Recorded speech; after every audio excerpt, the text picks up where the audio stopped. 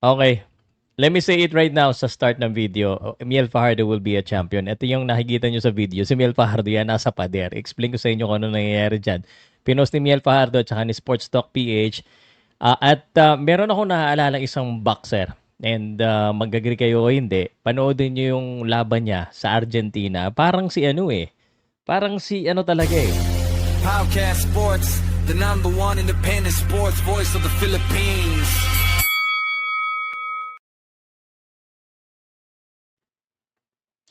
Parang si Casimero. Yan, sinabi ko na. Parang si Casimero, naalala ko talaga si Casimero. Dahil nga dumayo si Casimero sa Argentina, binugbog niya yung pambato ng Casimero, ay ng Argentina. Na ganun din ginawa ni Miel. Mas mabilis pa, mas malakas. Ang grabe. Wala nga masabi yung kalaban eh. Talagang respeto lang yung kalaban kay Miel Fajardo. Pero explain ko muna sa inyo kung nangyari dito at bakit sa tingin ko mag-world champion si Miel Fajardo. So, ito po yung video na pinost ni Miel Fajardo. Kinukuhanan po siya ng ano, normal naman ito.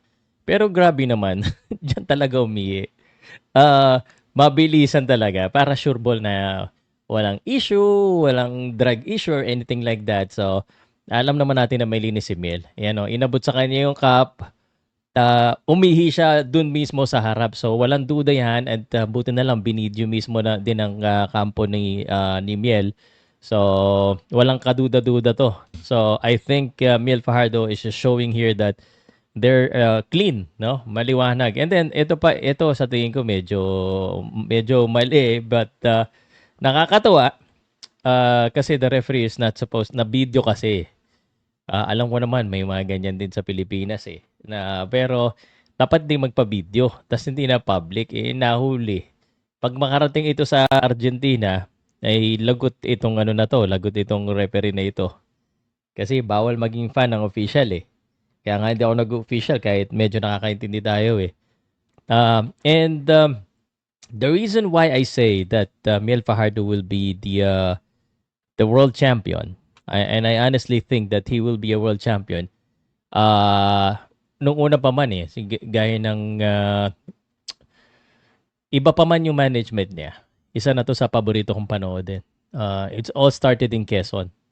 And from that point, talagang inabangan ko na itong mga laban na ito. Of course, natalo siya. Pero talagang ano eh, yung galawan niya, yung galing niya, nandoon pa rin. He has the same team. Opportunity lang talaga kailangan yan and good matching eh. Opportunity nakuha niya, nagkaroon siya ng laban. Yung bata pa naman ito eh. And makakalaban niya ngayon si Misamichi Yabuki, potentially, kung labanan siya, baka matakot kasi sobrang lakas. But he might probably fight in Japan and I think he can beat the Misamichi Yabuki. And that's the reason why I feel that Miel Fajardo will be a champion. Kasi parang sa tingin ko winnable fight yung kay Yabuki. If that's the next. Which I assume is next kasi eliminator po yung laban eh. So, yeah. So, next time Japan yan. For sure, Japan yung next na laban nito ni Miel Fajardo. At aminin nyo na o hindi, parang Casimero talaga yung lakas. Wag lang sana gumaya sa angas. Pero mabait ito si Miel eh. Kaya ni Casimero, mabait din naman dati eh.